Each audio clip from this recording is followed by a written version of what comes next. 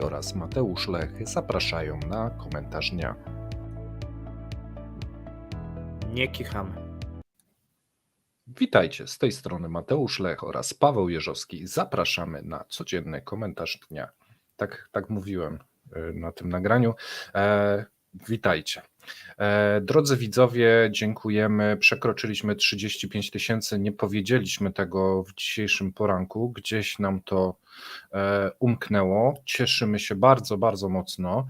A dziś mamy dla Was, wydaje mi się, bardzo ciekawy odcinek ze względu na źródło, którym będziemy się posługiwać. Źródło to sam Putin. Źródło wszelkiej mądrości rosyjskiej.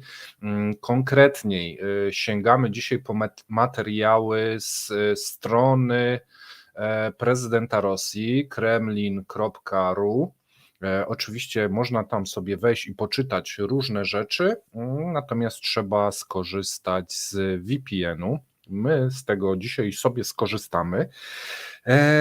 A dlaczego? No bo pojawiło się bardzo dużo ciekawych informacji. Rosjanie zostaną pozbawieni zagranicznych towarów. Putin domaga się zmniejszenia importu w gospodarce rosyjskiej do poziomów nieodnotowywanych od czasów Związku Radzieckiego. I tu, Paweł, możesz włączyć mikrofon, bo widzę, podkładasz mi głos. Tak, bo mnie wyciszyłeś specjalnie, dziękuję. Moment, bo to się okaże. Co się tak okaże? i nie. Takie zapowiedzi są, to tak, ale czy tak będzie, tego nie wiemy. I myślę, że władza też nie wie. Natomiast faktycznie sięgnęliśmy po materiały z Kremlina. Kremlinka weszła na Rzadko tam, Kremlin. tak, rzadko tam sięgamy, ale czasami też sięgamy. Często nas się pytacie o źródła, natomiast to są rosyjskie źródła.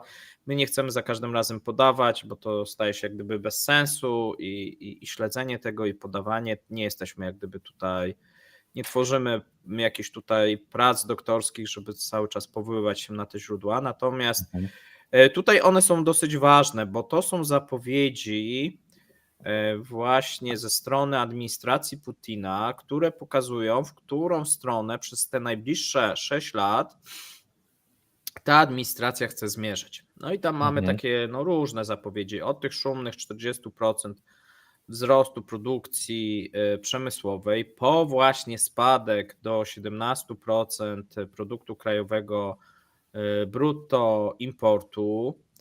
No i widzimy pewien taki trend, może od tego byśmy zaczęli i potem przejdziemy do szczegółów. Trend jest taki, że Rosja stawia na autarkię. I o tym my mówiliśmy już w 2023 roku, 17 nie. Było kilka takich programów, które sam robiłem dotyczących autarkii. Mówiłem, że czym jest, dlaczego jest to szkodliwe, no i dlaczego Rosja na to postawi. Tak? Bo pomimo, że to jest szkodliwe dla ludności przede wszystkim rosyjskiej, to jednak władza będzie stawiała na ten, można powiedzieć, system gospodarczo-polityczno-ekonomiczny, bo nie wiem, czy to tak ekonomiczny, to by tak za mało było. Natomiast na czym autarkia polega? No polega na tym, że opieramy się na własnych siłach, nie korzystamy z produktów globalnych, z produktów z innych krajów, tak, nie stawiamy na eksport. Ogólnie, no jakby ktoś chciał to uprościć, to taka Korea Północna bis i Rosja chciałaby być. Tu ja wielokrotnie wskazywałem, że największym wyzwaniem i problemem jest za mała gospodarka. Tak? Za mała gospodarka, To znaczy, za duże w Korei terytorium. Północnej jest jeszcze mniejsza gospodarka. Za duże terytorium. I w przypadku Rosji jest o tyle to ciekawe,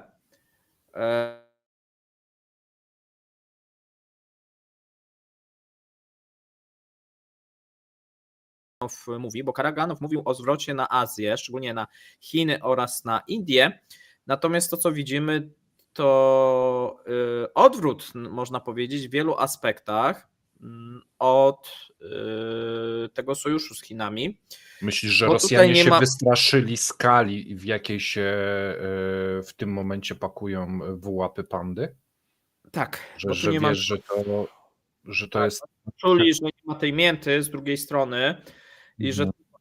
im się wydawało, że to jest sojusz i partnerstwo, a z drugiej strony nie ma tego partnerstwa i to wielokrotnie wielu ekonomistów podkreślało, pokazując największe ryzyka i największe zagrożenia. Dlatego myślę, że ta polityka Putina w tym momencie robi takie koło i wracamy właśnie do Związku Sowieckiego, gdzie ma być to oparte na takiej zamkniętej polityce ekonomicznej, ale jeszcze bez satelitów. To znaczy, to dopiero. Nie, że kosmos, tylko kraje Tak, takie. ten wianuszek, no bo Związek Sowiecki jak gdyby opierał się na autarkii, natomiast ona była specyficzna, bo ona dotyczyła całego bloku, tak, no bo mieliśmy ten blok wschodni, gdzie mieliśmy te kraje, czyli w centrum była Rosja, w centrum świata, natomiast wokół były kraje, które pracowały na rzecz Rosji. No i Rosjanie też pracowali, żeby była jasność, na rzecz tutaj Rosji, tak. Mhm. Dobra, teraz tak, jeżeli chodzi o ten poziom 17%, w tym momencie Rosja jak dużo importuje? Jaki to jest wskaźnik? Bo to są chyba jakieś kwoty rzędu, przynajmniej jeżeli chodzi o rolnictwo, z tego co pamiętam, 60-70% uzależnienia od nasion, od produktów jakichś do Nie, no to zarządzania. trzeba by kwotowo spojrzeć. Tu mamy 20 Mhm. parę procent, spadamy do 17%, tak? Wydaje Okej. się, że to jest. Niestety wydaje się, że to jest realne Mhm. i bardzo szkodliwe. No bo o co chodzi? Chodzi o to, że Rosjanie chcą ograniczyć import. No I co dobrze. gorsza, chcą ograniczyć eksport. No dobrze. I brzmi to jak przepis na piękną katastrofę. Natomiast w tym szaleństwie musi być Jest jakiś metoda. pomysł. No właśnie. O co w tym Metoda chodzi? jest Dlaczego? taka. Mhm. Dlaczego? Dlaczego chcą ograniczyć import? Ograniczenie importu w krótkim terminie da impuls prowzrostowy, szczególnie jeżeli chodzi o produkty gotowe, da impuls prowzrostowy dla firm rosyjskich. Mhm. Nie tu oczywiście się pojawia pewien Nie problem. będzie Tak? szamponu z USA Tak. czy coś, no to będziemy No produkować nie będzie, własne. powiedzmy tak, coli z USA, będzie rosyjska, nie będzie szamponu amerykańskiego, będzie rosyjski, nie będzie butów sportowych niemieckich, będą rosyjskie, no nie będzie dresów, będą, no tu może być problem, no ale mają w zamyśle być rosyjskie, tak? Tak. Mhm. No i to by wydawało się, że z jednej strony od razu katastrofa, tak? Natomiast no, z drugiej strony krótkoterminowo da pewne impulsy wzrostowe. No dlaczego? Dlatego, że jeżeli ty jesteś producentem tych osławionych krzeseł i nie będą sprowadzać tych włoskich krzeseł, i nie będą sprowadzać tych francuskich krzeseł, powiem więcej, nawet tych polskich krzeseł nie będą sprowadzać. I co najlepsze, istnieje szansa, że ograniczą te chińskie, no to jesteś Jesteś ty i inni magnatem producenci krzesłowym. rosyjscy. Mhm. To teraz się tylko postrzelać i można zdobyć rynek. Tak, no musisz innego tego potentata krzesłowego wygryźć z rynku i w tym momencie możesz mieć monopol na całą Federację Rosyjską. Mhm. Tak, A jest to. krzeseł w Rosji się dużo używa, nie? Mhm. No każdy będzie siedział. Mhm. Więc Wcześniej czy później. Wcześniej czy później, więc dużo krzeseł się przyda. Natomiast okej.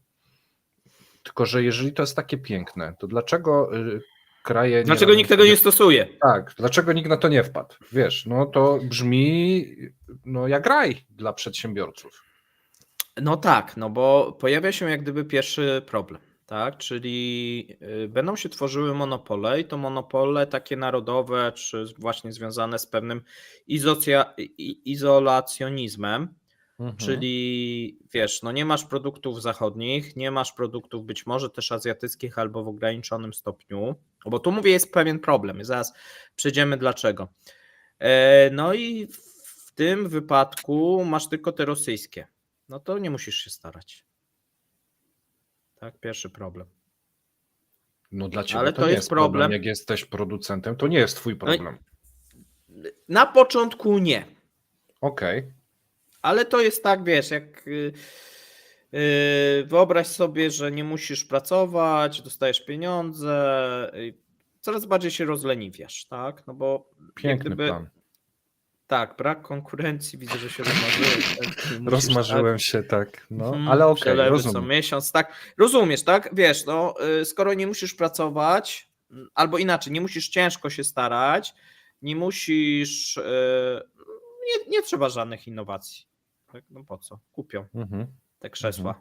Po co jakieś innowacje, jakieś tam, wiesz, No dobrze, ale podnoszenie, wiesz co, coś ale tam, akurat tu, wentylowanie. jeżeli chodzi o innowacje, może Putin ma w tym dosyć ten cel, że te 17%, bo te 17% to będą jakieś mocno innowacyjne, których no nie starając się nie osiągniesz, ale No cała ale to tak reszta... się nie da. To tak nie działa. Tak, że sobie wybierzesz tylko innowacyjne, będą sprowadzane, a to tak nie działa. No, tu masz rynek jednak, tak? Mhm.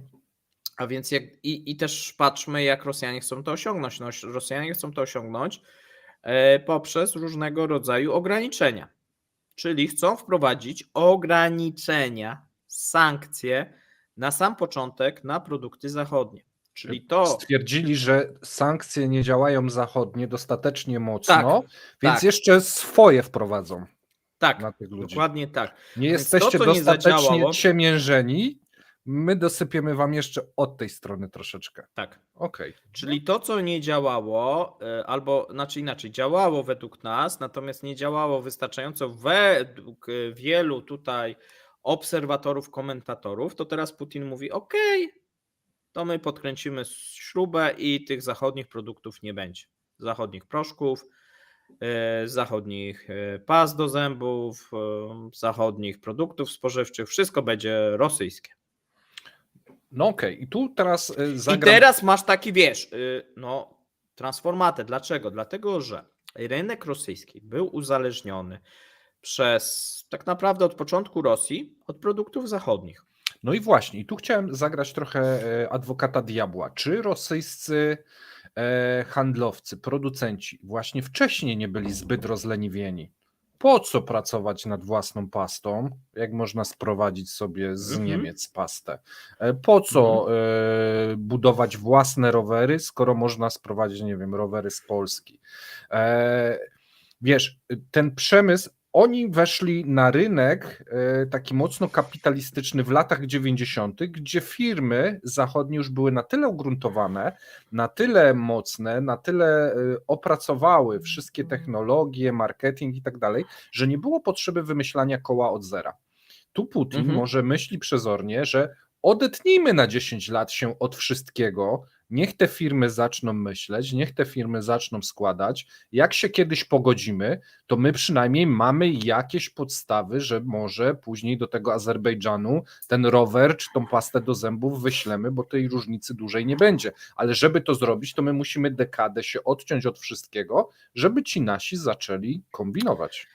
Tak, tylko że tu się, wiesz, oczywiście jak to w życiu, no brzmi pięknie, natomiast jakoś żaden kraj na świecie nie wpadł na pomysł, a te, które właśnie wpadły, przeżywały różnego rodzaju problemy ekonomiczne, które postanowiły, że będą wszystko robić po swojemu. Możemy tam sobie, tak wiesz, Kambodża, tak, właśnie Korea, Kuba, Wenezuela, no tych przykładów jest dosyć dużo. Tu można powiedzieć, mamy znowuż taki eksperyment, można powiedzieć, ekonomiczny, co się stanie, jeżeli taki duży kraj, no bo do tej pory jednak takie mniejsze kraje jednak uczestniczyły w tym eksperymencie, jeżeli chodzi o taki izolacjonizm. Natomiast w przypadku Rosji to jednak jest to duży kraj, co prawda nie zbyt dużą ludnością, bo to jest tak 130 milionów, znaczy Rosjanie twierdzą, że 146, nie?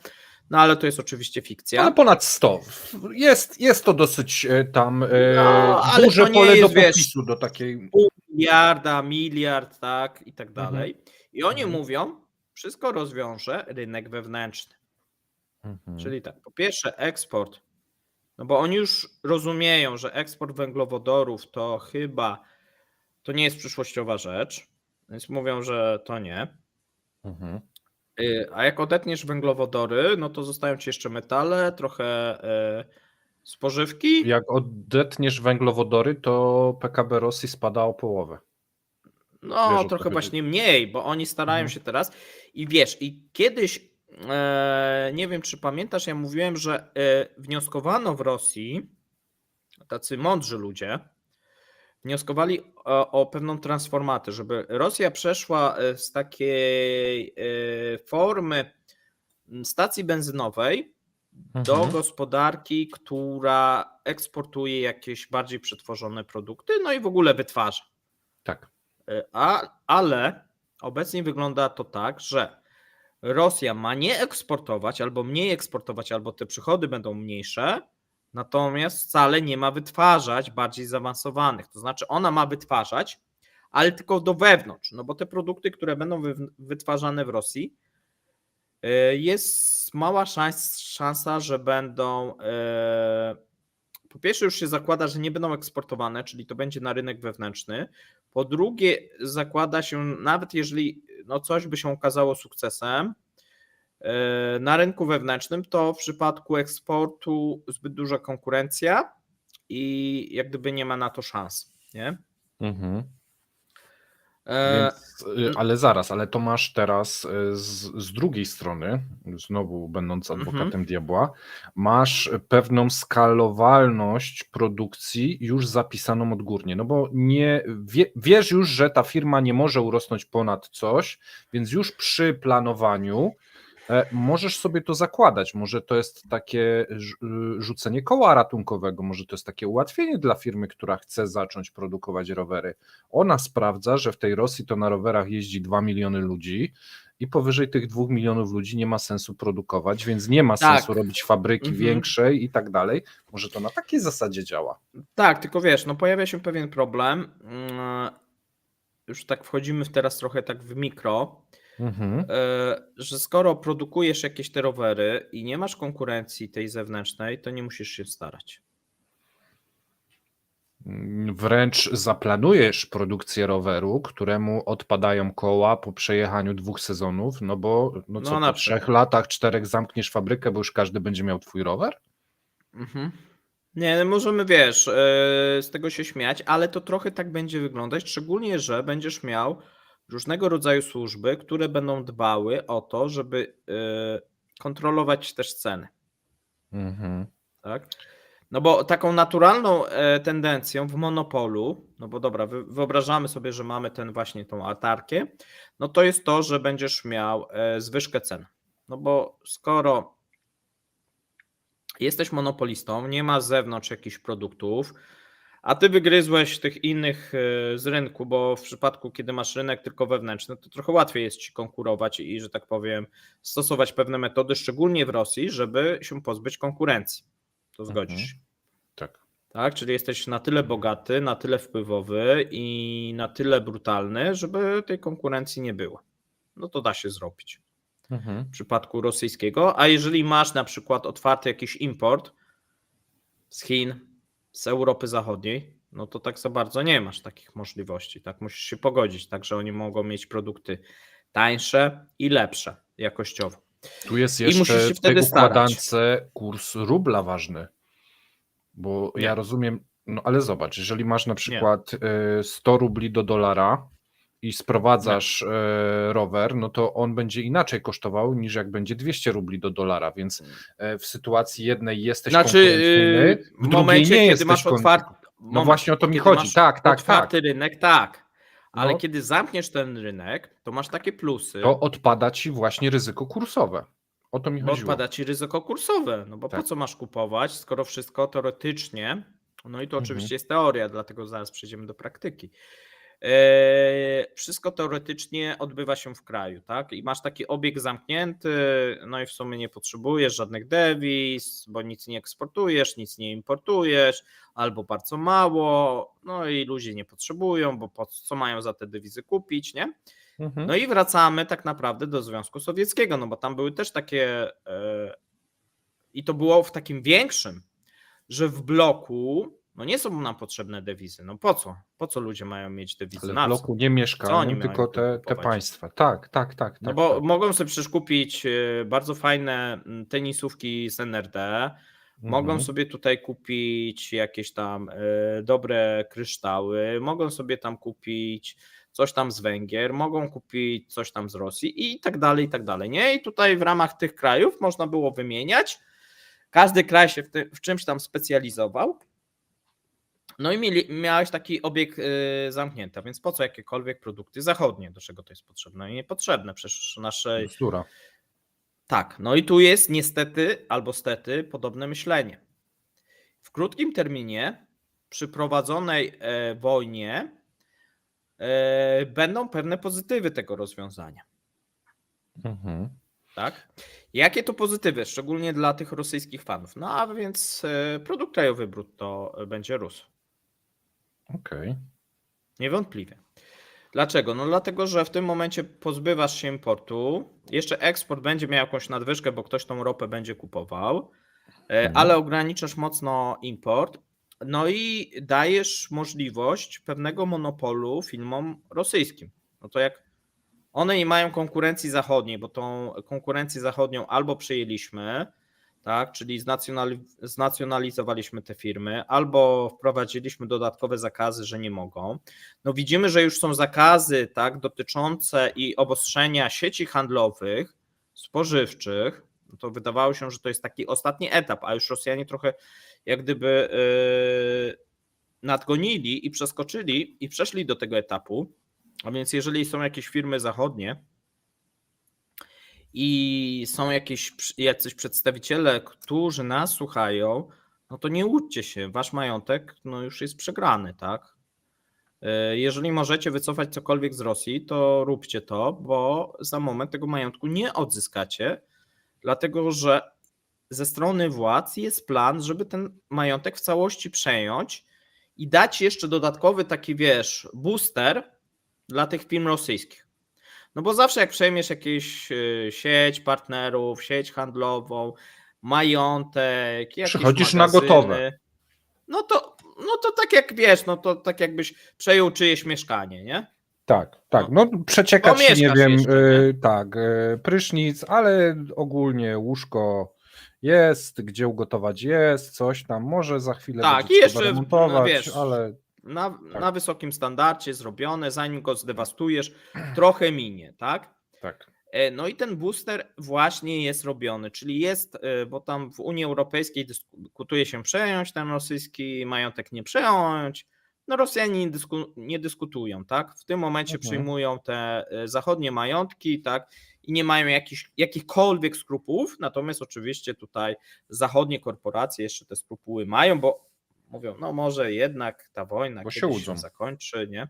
I się łudzą, tak? Tu nie ma co się łudzić, tak? Te majątki już po prostu straciliście, wpiszcie sobie w odpisy i działajcie, tak? Jeżeli możecie jeszcze coś tam wyciągnąć, to wyciągajcie, natomiast nie łudźcie się, że tutaj kiedykolwiek wrócicie, bo jeżeli się tak będziecie łudzić, tak, no to właśnie doprowadzicie do sytuacji, że wszystko stracicie. Ja mam pytanie teraz do ciebie, bo brzmi to bardzo rozsądnie. Jeżeli byłbym Putinem, to brzmi to logicznie, bo to jest jakiś tam sposób na grę na czas. Tak naprawdę Rosja gra na czas. Kwestia roku czy dwóch dla niej jest bardzo istotna. Tu, jeżeli pozbędziesz się skrupułów, takich jak mają Europejczycy czy Amerykanie, to na tym ruchu możesz zyskać kilkanaście miesięcy, rok, 2, 3, a to jest wystarczająco dużo, żeby zniechęcić wszystkich do wojowania z Rosją. Tak, natomiast oczywiście tak, no tu trzeba też spojrzeć na troszeczkę dłuższą perspektywę, no i pytanie jest, wiesz, w krótkim terminie właśnie jest dużo pozytywów, tak, no bo tutaj ten monopol rosyjski wzmocniony, firmy zanotują, jak produkowałeś te krzesła, wyrzucą ci te francuskie, włoskie, chińskie i tak dalej, no to skoczy ci nagle o ileś tam procent, nawet zyski może odnotujesz.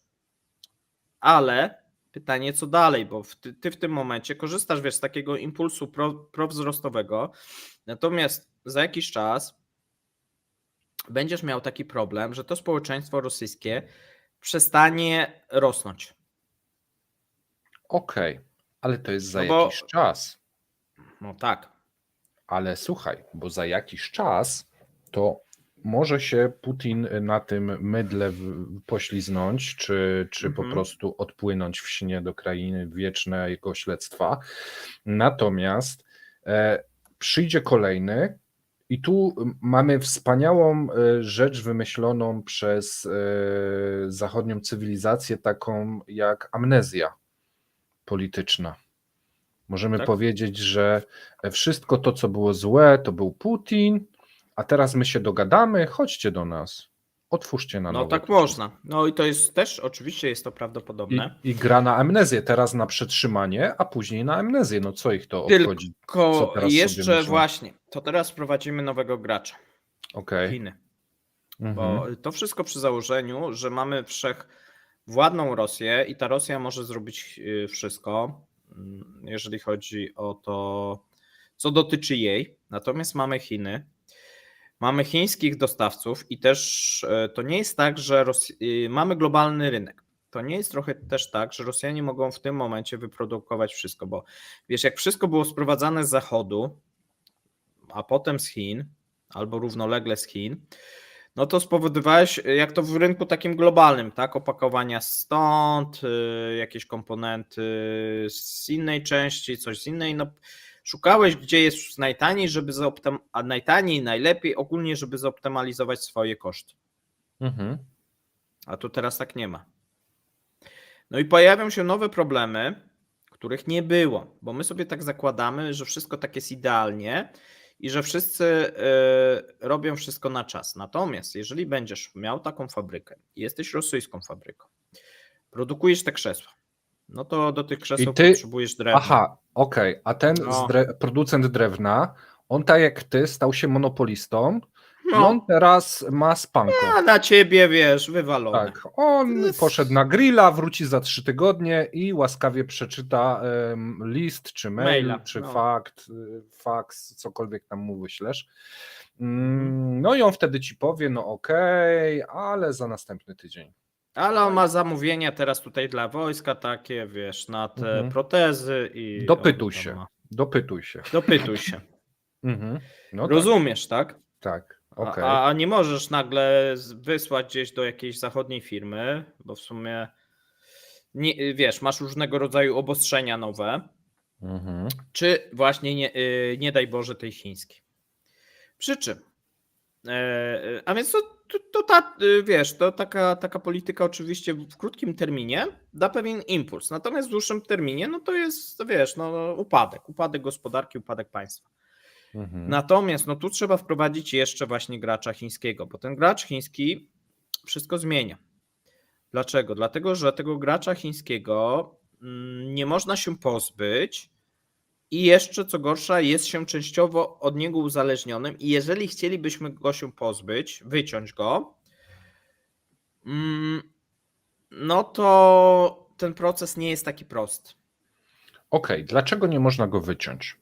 Mówiąc w skrócie. No to weźmy sobie tak przykład samochodów.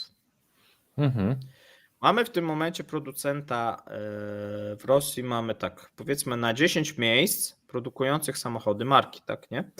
To tak, pierwsze miejsce Łada i 9 miejsc dalej chińskie marki. No to wywalasz te chińskie, zostaje ci Łada. I zostaje Łada. Ale niestety Łada korzysta z chińskich komponentów. No to wywalasz te chińskie komponenty i rozpędzasz auto jak we Flintstonach. I nie masz samochodu, tak? Rozumiesz, tak? No, dobra. Nie, no wycinasz, tak? I wracasz, nie wiem, do lat 70. No może coś złożysz, tak? Jak wytniesz poduszki powietrzne chińskie. Wiesz co, jesteś monopolistą. Chińskie. Wystarczy, że to będzie jechało, to już masz cały rynek. No tak. Obniżasz wymagania. Nie? No ale jeszcze musisz liczyć się, że państwo chińskie tak zgodzi się, a pamiętaj, że o ile Rosja nie jest jakimś dużym graczem i dużym rynkiem eksportowym, to z roku na rok zwiększa się ten eksport i ekspansja Chin. To nie ma tak, że to się zmniejsza, No, czy tak, i Putin to widzi i może Mhm. to jest taki ruch, żeby to przerwać, bo za chwilę już nic nie będzie rosyjskiego. No tak, no bo tu będzie taka kolonia, tak? To będzie tam, No. wiesz, China, Russia, tak? Czy tam nie wiem, jak to tam nazwiemy. Mhm. Chinese Russia, tak? Mhm. Chińska Rosja i tak.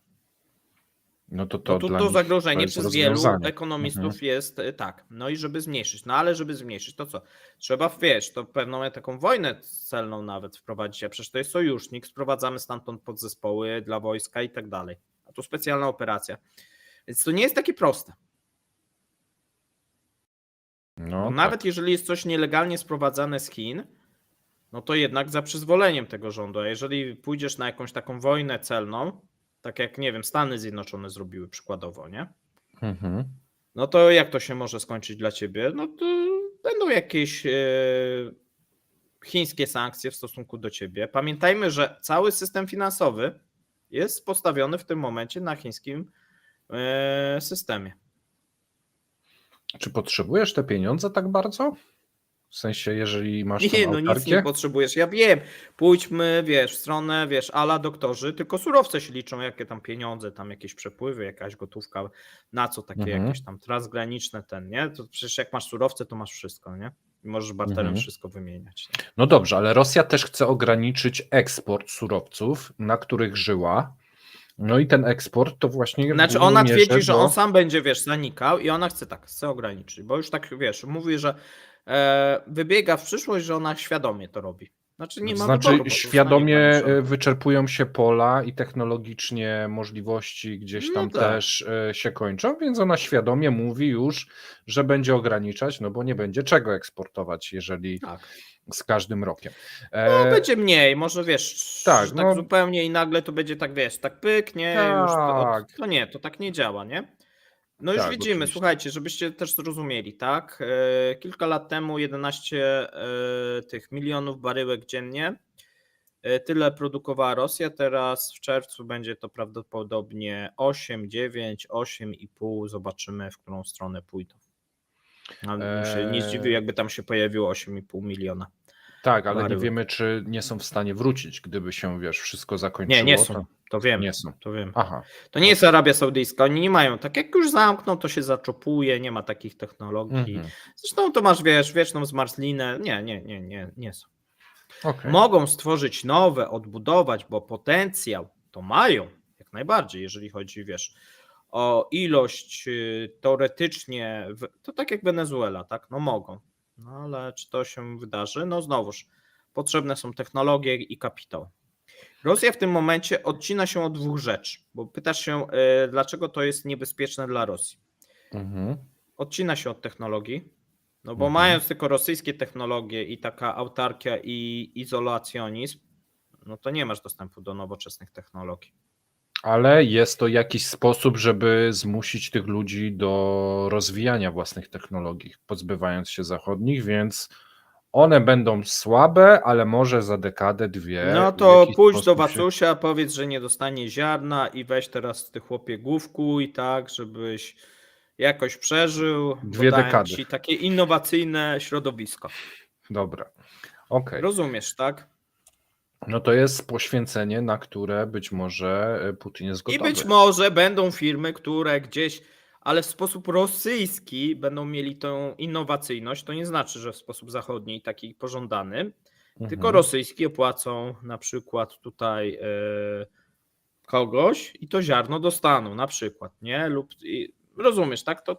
Bo my jak gdyby postrzegamy, wiesz, że w trudnych warunkach, no to też jest taki mit, tak, że w trudnych warunkach powstaje innowacyjność, tak? No czasami powstaje, czasami nie powstaje, raczej lepiej mieć dobre warunki i pewne impulsy i bodźce, które cię do tego pchają, niż stworzyć trudne warunki i powiedzieć, dobra, no jest bardzo źle, a skoro jest bardzo źle, to teraz będzie bardzo dobrze, bo będzie innowacyjnie, bo jest bardzo źle, a więc rosyjski biznes jest, wiesz, taki Tutaj jakby kuloodporny. zakładać, No nie jest. że jakbym był głodny i zmarznięty, to teraz bym był bystrzejszy na tym programie. No, tak, na przykład.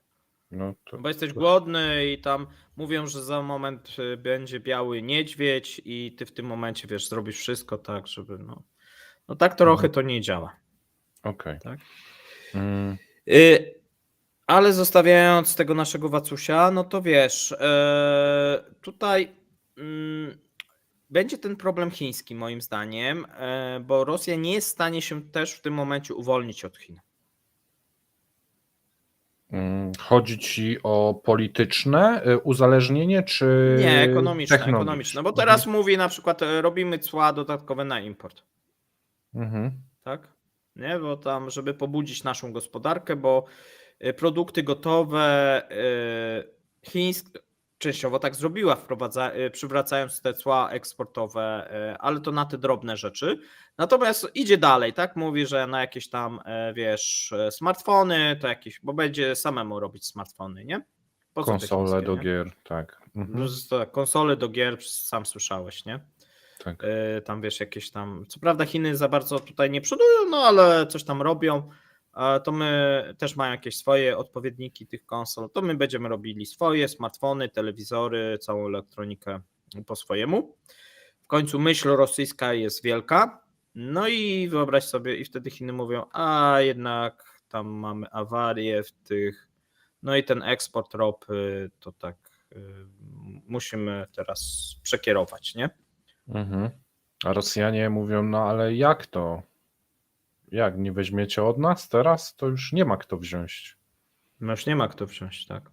To Chińczycy mówią, no ale to kupcie od No nas i te mówią, konsole. że tam ta ptasia grypa i tych kurczaków nie biorą i tam jakaś Fitosanitarne wieprzowa na grypa zbożu i tak na dalej. zbożu, tak, i tak dalej i Rosjanie nie wiedzą, co z tym Bo tu zrobić. jest ta pułapka, o której mówimy od dłuższego czasu, że uzależnienie się od jednego nabywcy w jedną i w drugą stronę. Bo I mówią, Rosjanie... te opakowania, co robili do tak parówek, to tam mają problem na linii produkcyjnej, już nie będą wysyłać, nie? Tak. Więc tak, wiesz, to tak. jak gdyby i eksport, i import, tak? No i Rosjanie muszą sami robić to opakowanie, a oni nie potrafią, nie? No i tam wiesz, nie? Dlatego ja odbieram te komunikaty Putina na zasadzie, kurczę, z tymi Chinami to się dzieje u nas tak źle, że my musimy większość rzeczy sobie opracować sami. Że to nie chodzi o Zachód, o Zachód, to jest przerażenie tego, co się dzieje w relacjach chińsko-rosyjskich. Tak, oni oglądali Kremlinkę z początku roku i widzieli, ja tam mówiłem dużo o autarkii, co ich czeka i oni stwierdzili, że to niestety jest bardzo prawdopodobny scenariusz, że będą kolonią chińską. Okej. A teraz tak, bo wiesz, smartfona to sobie można zbudować, można sobie zbudować, nie wiem, fabrykę krzeseł i bez tak, tych Chińczyków sobie poradzą. Natomiast świat się troszeczkę zmienił od II wojny światowej i wiesz, przeniósł duże swoje moce produkcyjne w strefę cyfrową ogólnie, internetu, komputerów i tak dalej. No i Rosjanie, no można powiedzieć, że są daleko w tyle. Jak oni chcą ten problem przeskoczyć? No mówiłem, dwie rzeczy nie przeskoczą, znaczy to będzie taka, wiesz, właśnie próba stworzenia autarkii, ale bez technologii i kapitału.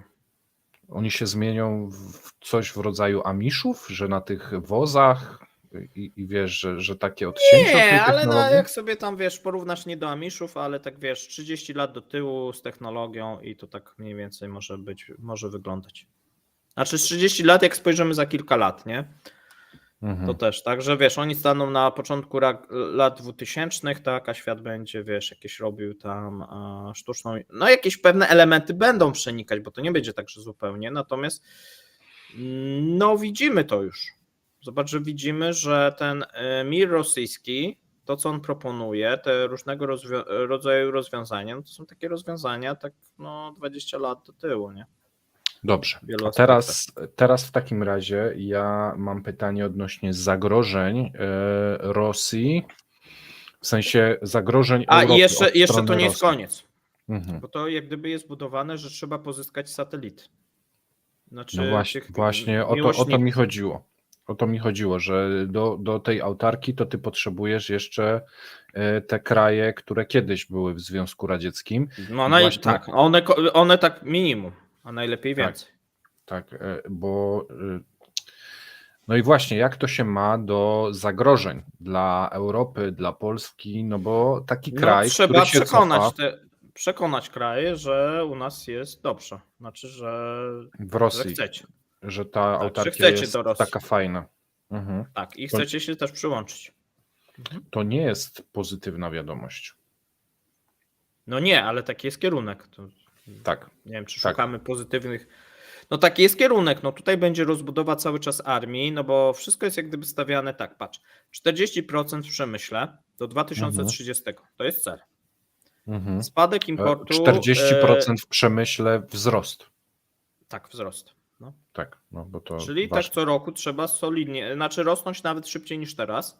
Mhm. Pytanie jest oczywiście na czym, tak? Ja tylko mówię o pewnych założeniach tego programu. Ja nie mówię, Na że to się sterydach, bo to inaczej Na się nie da. sterydach, tak. No ale jeżeli wyrzucisz tych zachodnich i tych chińskich, no to ten przemysł może faktycznie będzie gdzieś tam rósł, no bo nie będzie miał żadnej konkurencji i nawet na ten rynek cywilny będziesz No miał. ale zaraz. No żeby on mógł rosnąć, no to musi wyprodukować i ktoś to musi kupić. No ale ci No jak ludzie, nie masz którzy wyboru, tam... to kupią. No Przynajmniej na początku. ale oni nie mają więcej pieniędzy, ci ludzie. Często będą Nie mieli mają, ale mniej. nie mają więcej wyboru. A więc jak zmniejszysz import No. i eksport, Mhm. no to wzrost produkcji będzie. Okej. Tak? No No dobra. eksport może nie, no to nie tak, nie, ale import na pewno, tak? No bo tak nie będzie konkurencji, nie będzie chińskich, będą nasze Mhm. gumiaki. Tak? No gdzie tam Nie, po będziesz co ci- chodził, jak i tak chodników nie ma. No, gdzieś tam są, tak? Zresztą trzeba jakoś, wiesz, tutaj też zadbać o zwierzątka. W każdym razie, no sytuacja jest taka, że to nie jest wzrost bo na czym ten wzrost właśnie ma być budowany? Bo to jest najciekawsze. Nie na nowych technologiach, nie na kapitale, bo tego kapitału nie ma jak pozyskać, tylko na zamknięciu się na wszystko, co z zewnątrz. I teraz te wszystkie takie antymigracyjne i antyzachodnie ideologie pasują do tego. Bo to się jak gdyby, wiesz, wszystko... No dobrze, a to Zgadzam. nie jest tak, że oni się omurują dookoła, tylko sobie drzwi nie zrobią i już tak zostaną? Bo wiesz, bo to jest Nie takie wiem. zamknięcie, no ale później no jak wyjść na zewnątrz w sensie z tego zamknięcia. No wiesz, tak jak mówię, no mamy przykłady Wenezueli, Kuby, no taki Iranu, tak, krajów, które w tym kierunku gdzieś tam poszły. Mhm. Tu jest o tyle problem, że tak, państwo atomowe, państwo największe na świecie pod względem powierzchni, państwo, no, które w tym momencie, wiesz, jednak jest strategiczne też z wielu względów takich właśnie gospodarczych, jeżeli chodzi o szlaki handlowe. No wiele elementów tutaj występuje, czego wcześniej nie było, no bo tam Korea, tak jak powiedziałeś, małe państwo, tak, Kuba, wyspa, tak, nie? Iran, Na no uboczu dobra, tu sobie większy stoją, problem, no Mhm. ale jakoś tam sobie, wiesz, radzą lub nie radzą, świat się przyzwyczaił, nie? Zresztą też trzeba powiedzieć, że w przypadku nawet Iranu nie mieliśmy takiego izolacjonizmu jak w przypadku Rosji, no jednak on jest większy. A jeszcze jest tak, że sami Rosjanie dążą do większego, tak? No bo tutaj Iran nie dążył, tylko zostało mu to narzucone, można powiedzieć, a Rosjanie No mówią, i sankcje, dostał to mniej my sankcji. przebijamy te sankcje, będą tylko rosyjskie produkty, nie? Po co Tak. nam te zachodnie? Mhm. Ci ludzie wewnątrz. No dla ludności, no to tragedia jest oczywiście. Mhm. Ale dla władzy być może, zobacz, przy takim schemacie, no to może to być szansa na utrzymanie tej władzy. Myślisz, że ze wszystkich możliwych potencjalnych planów na wyjście z sytuacji ten został wybrany jako najkorzystniejszy dla tej władzy? Bo Nie. na pewno były Myślę, takie narady. Myślę, że właśnie źle postrzegasz. Mhm. To nie jest gra. Nie ja, oni. Tak jak Oni nie, ale postrzegli. to nie jest tak, że Okej. ktoś. To nie jest gra szachów. Mhm. To nie jest gra interesów. To jest często przypadek i pewna wypadkowa wcześniejszych działań. No, Tak się nie rozmawialiśmy o odbywa, tym. wiesz, podejmowanie decyzji, że teraz tak, mamy opcję A, polega na tym i na tym. Mamy opcję B, polega na tym i na tym. Opcja C. I teraz zbiera się tam Putin i doradcy mówią, wybieramy opcję B, bo tak i to tak nie jest, tak? To nie jest jakaś decyzja świadoma. Po prostu tak się dzieje, tak? Bo to jest wypadkowa nawet tego, co się dzieje w Krokusie, tak, tych zdarzeń, no po prostu gdzieś się to, tu widać, że po prostu jest ten kierunek tej autarkii, natomiast to nie jest tak, że oni to wybrali w sposób świadomy. I nawet Putin nie wybiera to w sposób świadomy, tylko w jakiś sposób irracjonalny, podpowiadając właśnie, że kiedyś jak on był młody, to było ok, bo Związek Sowiecki to był fajny. Wiesz, wiele elementów jest takich, których my tutaj nie dostrzegamy, albo próbujemy racjonalizować, a one nie są racjonalne. Po prostu tak jest. Tak? I możemy jedynie patrzeć się trendom i w którym kierunku to zmierza, a moim zdaniem zmierza to w kierunku autarkii i ograniczania roli Chin, albo próby ograniczania roli Chin, bo pytanie, czy Chiny też dadzą się ograniczyć. Bo to jest jeżeli chodzi o troszeczkę wpływy tak, w jak Rosji. my mówimy, że przykład rafinerii. Gdy atakowane były rafinerie, powiedzieliśmy, że ta produkcja będzie mniejsza o tyle i tyle, po czym ona jest mniejsza o powiedzmy połowę tego, co zakładaliśmy, Tak. ale dlatego, że Rosjanie uruchamiają jakieś Próbują. stare, przedłużają resursy, zwiększają moc tych, które pracują. I tu też Rosjanie mogą zakładać, że oni sobie wprowadzą to i to, no i że Chiny nic nie zrobią, a Chiny no też będą miały jakąś odpowiedź, nie? I tu... Tak, i tego nie wiedzą, wiesz, na ile tak, jaki będzie układ sił i tak dalej. To nie jest gra interesów, bo chodzi o to, czy masz znane niewiadome. Tu jest bardzo dużo niewiadomych, tak, szczególnie jeżeli mówimy o Rosji. Nikt nie spodziewał się buntu Prigorzyna, nikt nie spodziewał się zamachu w Krokusie jednak. No i za moment, za 3 miesiące spotkamy się i ja powiem, nikt nie spodziewał się i tu padnie coś tam. Tak. Nie? Tak. Albo jeżeli się spodziewał, no to nie w takim zakresie. Nie? Tu te czarne łabędzie się pojawią, a jeszcze na pewno pojawią się czarne łabędzie w gospodarce. O tak. Pewne zależności, które już wiem, że będą, no tylko jest, wiesz, pytanie, czy to w tym roku nastąpi, czy w przyszłym, czy najpierw to, czy potem tamto, ale to kiedyś nastąpi, nie? I kiedyś na przykład mówiliśmy często o problemach z IT. No przecież to kiedyś musi im wybuchnąć w twarz, nie? Czy w tym roku wybuchnie? Być może nie, ale kiedyś wybuchnie, nie? Być może w 2025 i tak dalej, nie? No i można sobie tam mówić o też problemach, jeżeli chodzi o przemysł surowcowy. No kiedyś to wybuchnie. Gdzieś można coś załatać, coś przesunąć, jeszcze coś opóźnić, jeszcze coś się nałoży, no ale kiedyś to wróci, tak? Ta karma wróci i te zaniedbane to jest, wiesz co, troszeczkę tak wypłyną. jak z tymi zaniedbaniami w sektorze ciepłowniczym, które wiesz, miesiąc temu były. To powychodziły zaniedbania 20-30-letnie. No, one a się tu nawarstwiają, łatają. tak, i właśnie o tym dobrze, że przypomniałeś, bo nakładają się jeszcze te problemy, które były tak naprawdę od upadku Związku Sowieckiego, gdzie nic nie robiono i one też nie znikną. Więc to jest takie bardzo dużo takiej układanki i teraz no nie ma takiego mądrego, który powie, ok, jak się to wszystko nałoży, coś zostanie przesunięte, co zostanie zrobione i tak dalej, i tak dalej. Nawet z tymi migrantami, no nie jesteśmy w stanie powiedzieć, ile migrantów przyjedzie do Rosji, ile opuści Rosję, tak?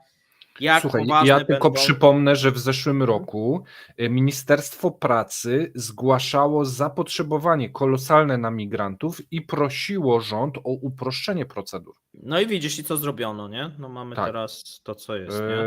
Że no... Podkręcenie minęło, śruby, tak. minęło pół roku i zamiast uprościć i zwiększyć zasób tej ludności, no to się ją wyrzuca z kraju.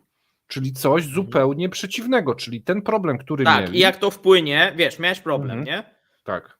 No ale trudno jest przewidzieć, że nagle zamiast rozwiązania problemu albo przynajmniej stabilizacji będzie pogorszenie problemu, bo nagle będzie właśnie jakiś zamach i ktoś będzie wyrzucał tych migrantów, tak?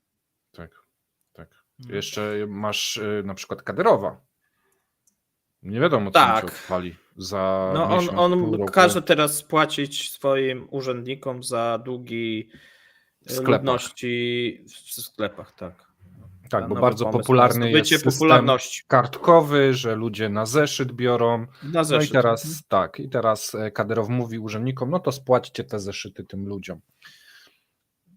Okej. Dobry wódz. No zobaczymy. Natomiast rysuje się na pewno powrót do pewnych praktyk właśnie Związku Sowieckiego i tej autarkii i skoro Związek Sowiecki i autarkia, no to braki towarów. Wcześniej czy później to nastąpi. Okej. Myślę, że mamy temat. Jeżeli macie jakieś dodatkowe pytania, napiszcie w komentarzu. Prosimy o lajki, jeżeli oglądaliście nas po raz pierwszy, a nie subskrybujecie naszego kanału. Można zasubskrybować, aby oglądać częściej nasze materiały. Już jutro premiera nowego formatu. Może powiedz, bo ty dzisiaj nagrałeś. Jutro Wojtek Jakubik, ze mną nowy format, bilans energetyczny. Tworzymy strefę ekspertów, będziemy zapraszać osoby, które mają dużo do powiedzenia, dużo mądrych rzeczy. No i będziemy z nimi dyskutować, rozmawiać na temat obecnej sytuacji, głównie ekonomicznej, jeżeli chodzi o Europę, Rosję, czasami też Polskę. Gorąco zapraszamy. Premiera już jutro o godzinie 17, ale jeszcze wcześniej zapraszamy na 9 rano na codzienny ekonomiczny przegląd. Trzymajcie się. Cześć. Trzymajcie się. Cześć.